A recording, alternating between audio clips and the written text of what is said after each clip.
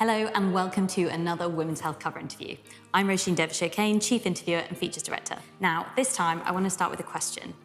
What does being cool mean to you? It's a funny, fickle word and one in which our youth-obsessed culture is so often associated with the young. But this month, for our Fit at Any Age issue, we're celebrating someone for whom her 59 years on planet Earth have only added to how interesting, magnetic, and yes, truly cool she is. I'm talking about Jo Whiley, the broadcasting legend who's been a familiar, soothing and enlivening presence across the BBC for more than 3 decades. A woman who saw the magic and mayhem of the 90s up close and remains a key cultural tastemaker to this day. From her Radio 2 show to being the face of Glastonbury on the BBC and playing her 90s anthem gigs in front of thousands. In between all this, she's managed to raise 4 kids, sustain a 33-year marriage, and navigate all the challenges that come as we ascend through the decades, from grief to a tricky and disorienting menopause. Within this conversation, we get into the how. We also discuss why their musical role models fill Jo with hope about the fortunes of teenage girls, including her own daughter, and why people of every age and stage should know that dance floors, be they at clubs or festivals, are places for them to let loose, experience connection, and pursue that all-important but oft-forgotten health metric, happiness. Let's get into it. Jo Whiley, welcome. How are you doing? I'm good. I'm really good, thank you. Very excited. Yes, it's your debut Women's Health Cover. You looking forward to getting underway? Yeah, I'm really, really looking forward to it. I mean, it's an amazing privilege. It's just fantastic. I've been thinking about it for quite a long time now. It's been inspiring to get me down the gym. Now, as it's our Fit at Any Age issue, I'm curious to know how fit, healthy, vibrant you feel now at this stage of your life compared to previous eras. I think I feel incredibly fit and healthy and vibrant, much more than I did a few years ago, for sure, and probably 30 years ago when I was going out a lot, drinking quite a lot, and I'd go to the gym, but it wasn't a major part of my life. Whereas now it's a really big part of my life, and I feel a lot better for it. I mean, I'm older, so there are aches and pains that come with it, and I won't lie about that at all because that's part and parcel of growing older. But I certainly, I feel fit, I eat well, and I'm in a good place. Now, it goes without saying that you look absolutely fantastic. Do you get told that you look good for your age very often? And I wonder maybe how you feel about that as a compliment. Well, I'd much rather be told that I look good, not for my age. I mean, that's all I want to be told, really. And people do say nice stuff to me, which I really appreciate. It's lovely. And I take good care of myself. I'm aware that I'm getting older, and you do have to work a bit harder. I think when you're young, you just take things for granted, and then as it starts to slip away, you're like, oh no, I need to work hard at this. But then you feel much better for it. So it's an investment in how you feel that also then trickles down and means that you're happier and more confident with the way you look. Yeah, absolutely. No, I definitely have a confidence now that I didn't have when I was younger. And that becomes because I'm strong and I go to the gym and I watch what I eat. And so I work at looking like I do now. Yeah. And I don't always look like this. There's an amazing team that's made me look like this today. Shout out the team. Yeah, absolutely. You see me well, you should see me this morning. But, sometimes when I'm really tired and, we all get really, really exhausted, I definitely don't look like this. And when you're feeling confident, you talked about you've gained this confidence. What's going on in your body and in your mind when you feel that confidence?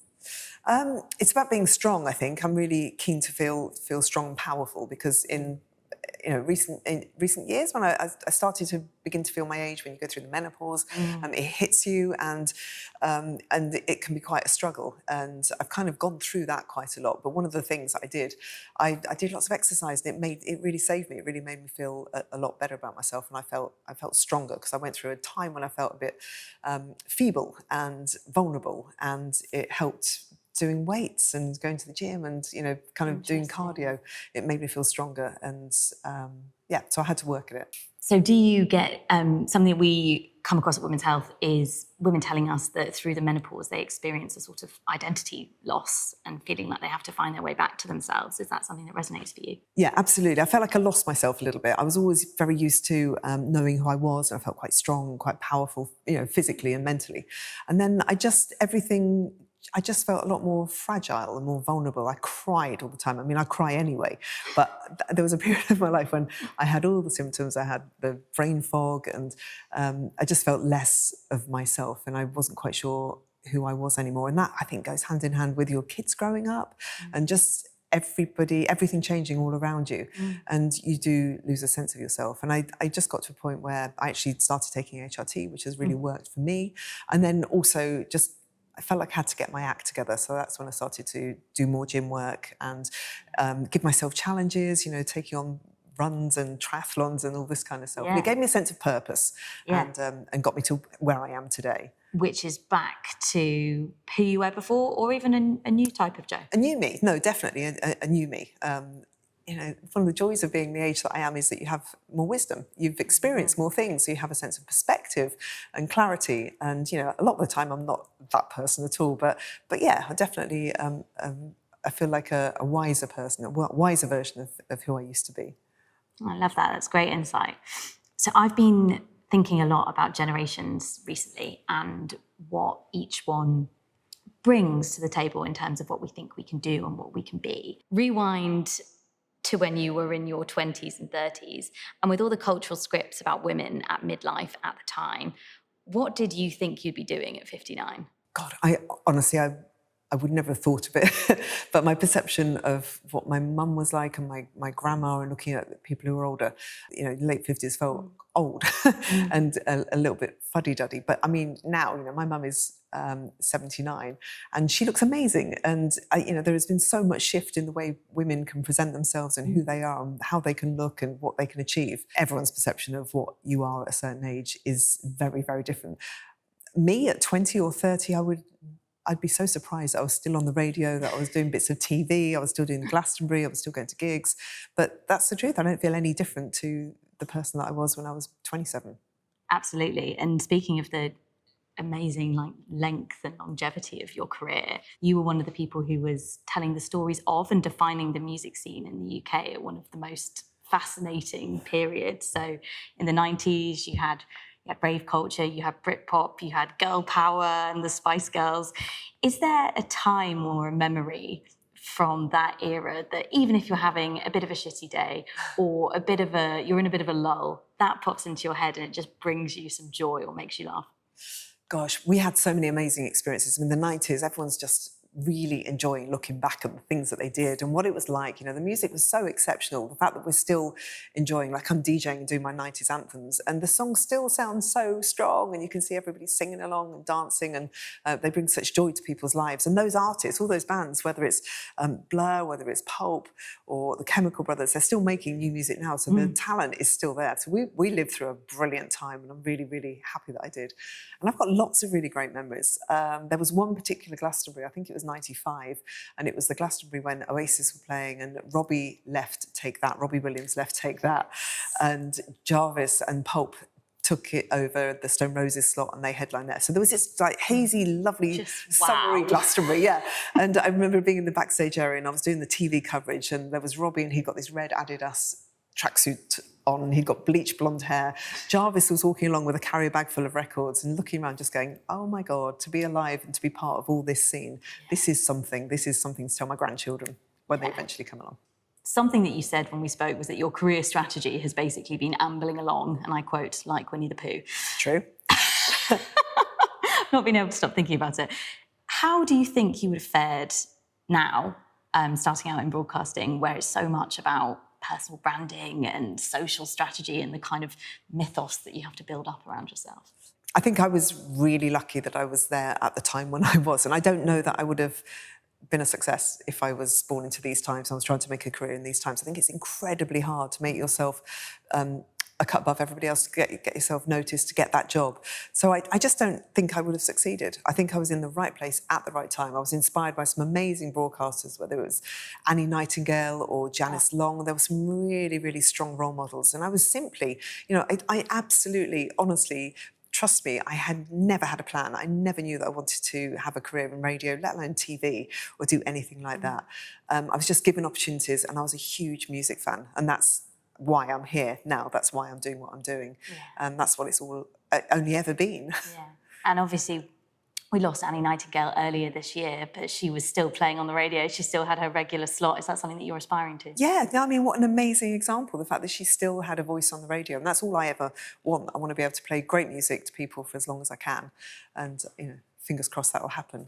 I want to ask you about the kind of the state of girlhood at the moment, and the data on girls and young women's mental health at the moment it's not good. It can be quite concerning. There's an army of challenges from misogyny and life online and image pressures. As a mother of a 15-year-old, does this worry you? It's weird, and I don't know whether it's my 15-year-old that's different. I don't think it is. I think her generation, yeah, of course, there's a lot of pressure and there's an awful lot to deal with. There's a lot of anxiety. However, I think it's easier for her than it is for my older daughter. So my older daughter is 32, and her growing up, she faced an awful lot of pressure and a lot of fat shaming and a lot of attention about how you look and how you should be. You have to be skinny all the time. Whereas I think the current generation, I find, in my experience, are a lot more confident, and they don't care so much. And their role models are people like Billie Eilish, who is very outspoken about just being who she is, the shape she is, who she wants to be. And there's a real, I think there's a confidence and a strength in this generation. They're very aware and they're not afraid to speak their mind and stand up for each other. So I think it was more difficult for the 30-somethings than it is for the 15-somethings, in my experience. Interesting. In fact, I spoke to them yesterday, and we had a little discussion. So I spoke to India, who's my older daughter, and I said, what was it like? And she went, no, it was really difficult. I was made to feel very uncomfortable about my weight and my body, and I really struggled a lot, and that's had a lasting effect. And I said, oh, Coco, what about for you? She's 15. And she just went, it's fine. And we laughed, and she went, no, it's good, it's all right. And I couldn't get anything else out of her. Very Gen Z. Very Gen Z. Well, that's a great, hopeful story. And I think so. And those are so important to share, as well as shining a light on the tougher stuff. Yeah, absolutely. Speaking of tougher stuff, I'd like to ask you about grief, if that's okay. Yeah. So now, not long ago, you lost several dear friends, a couple of whom were... They were dropping like flies. Our family motto was, can everybody stop dying? Because it was just like, oh my God, and another one. But that's life. Firstly, I'm really sorry for your loss. I can't imagine, even, especially at that scale. We don't often hear about the experience of grieving friends. The grief conversation is picked up, but if... in the spirit of kind of sharing your learnings and the spirit of kind of breaking the taboo of talking about this stuff, what would you want people to know about it? I think it does happen to everyone. It does affect everyone because, your friends are the people that you've chosen. That's what people say. It's the family that you've chosen, your friends. And so your lives are so interwoven and all your experiences are really... interwoven. You just in and out of each other's lives all the time. So when they're suddenly removed or taken away, you are bereft, and you have to rethink how you go forward with your lives without that person in. So the impact is huge. It affects every single member of the family, and it's rotten. It's really hard to deal with.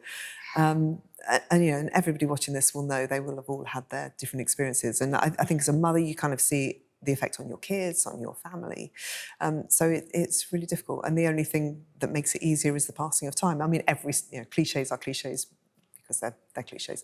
So the passing of time makes it easier, but it still impacts. And I'm interested to know, do you feel like, witnessing death and losing people within your own cohort, how has that changed your approach to life? Do you choose life more intentionally? Yeah, 100%. It makes you determined to savour every single day because you're aware that people can just be here one day and then gone. I mean, it's shocking. It's really, really shocking because it's so unexpected. One of our friends died of a brain tumour. You just think, no, people my age don't die of brain tumours. It's ridiculous. And it just death takes you by surprise, and illness takes you by surprise all the time. So having 4 kids, you just want to be there for every second of the day for as long as you possibly can. I've got a younger daughter. So practically, we get health checks. You just think, oh my God, I better check and make sure that everything's okay and I haven't got any thing that suddenly might take me out. So, checking moles, getting your skin checked, going and have a routine every year, getting an MOT, just to make sure that if you do get anything wrong with you, it can be picked up early, detected, and you can get it sorted and dealt with, hopefully. It's very important, the point about checks and mole checks and everything. I think so, yeah. Super really important. We just push that stuff down to the absolute bottom of our list, don't we? Yeah, no, you just have this assumption that you're going to live forever and you're going to be around. And actually, if you can practically do something to make sure that you're here for longer, then do it. Yeah, absolutely. Do you think there's an element of maybe post-traumatic growth to your story? You mean in terms of like relishing every day? Yeah. No, we go for maximum enjoyment. So we take those holidays when we can take those holidays. We will have friends around. We will fill every weekend with a festival or with a live concert, and we're really lucky that the kids like being with us. So as a family, we do a lot of things together. Friendships are really important. I try and see my friends as much as I possibly can. And really, as you get older, I think you appreciate the quality of those friendships that you have. People that I used to work with 30 years ago are still in my life. And so the joy of having mobile phones means that you can have text conversations with people all the time and, just enjoy every relationship that you have. And I think losing people means that you just make the extra effort to enjoy everything that you have, that you possibly can. Absolutely. I wonder what you think about how this sense of post-traumatic growth maybe features in our wider culture as well. Is there any evidence that you see at your gigs of people maybe claiming their right to joy and togetherness, maybe more so than they did, say, pre-pandemic, where obviously we experienced widespread grief and loss? Yeah, I think, people, from my experience, people go to gigs, and we always used to go to gigs. We had the pandemic. I was doing some DJ gigs before the pandemic, and then when we started doing our shows again, oh my God, it was like this wall of joy and enjoyment from everybody that was there. Everything was so much more fierce, more ferocious, just the appetite for having the best time and appreciation for every single song that we played, every group. I'm on stage, it's just the best experience in the world. I'm on stage and I'm looking out and I can see all these faces and like clusters of friends and couples and people with their arms around each other singing every song. It was quite overwhelming, and it's to this day, it's still there. Every show that I do, there's just so much appreciation of the experience of going out and enjoying a gig. And it's wonderful. To be able to give that to people is amazing. Absolutely, because it's so part of health, isn't it? Like, we think we sometimes put health in the bucket of mole checks, going gym, going swimming, but actually this social health and finding that joy and that awe is all part of it, right? Yeah, it's mental well-being, isn't it? It's about being happy. It's about finding happiness in absolutely everything. And one of those things is enjoying a gig or enjoying a festival. I think, we've had Glastonbury going for a really, really long time, and now there are so many different festivals, and you are just aware that everyone goes to lots of different festivals and tries to fill their weekends wherever they can. Yeah. And I think, like, I was just about to say Coldplay, because Coldplay playing at Glastonbury this year, oh my God, the exuberance and the intensity of that feeling of that band on stage and the effect it had on the audience there, that's happening everywhere, I think, but in micro forms at various different shows. Yeah. And there's this kind of fizzy intentionality that people are bringing to that. Yeah. How beautiful. It is, it's really beautiful. It's really, really beautiful. Yeah.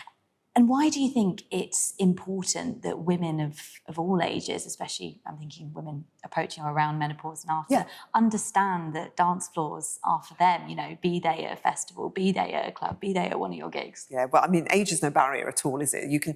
I think one of the great things is that you can dress up and you can enjoy going to a gig at whatever age you are. So again, when I'm doing my DJ gigs, I'm looking out and I'm seeing like this myriad of sequins, and people have just, they look amazing. People are making the effort and they're going out there and seizing the moment, enjoying every second of being on the dance floor. Dance floor is exactly where anybody can be. I would love to know if there is a word or a phrase that is a watchword for the rest of this decade and beyond. Oh God, I'm so bad at these kind of things. It's literally seize the day. My husband has got this motto, which he introduced when we first met. And I think it was probably when we had kids, actually. And it's live the life you love and love the life you live. And I think that gets more relevant probably with the passing of years. So yeah, that would be my motto for today and for the rest of my life. Wow. I'm going to write that one down because that sounds simple and pretty to the point. So Jo Whiley, thank you so much. You're welcome. What a woman, hey? To read Jo Whiley's full extended interview, pick up the October issue of Women's Health Now, or sign up to become a member of the Women's Health Collective. That's all from me. Thank you so much for watching, and I'll see you soon.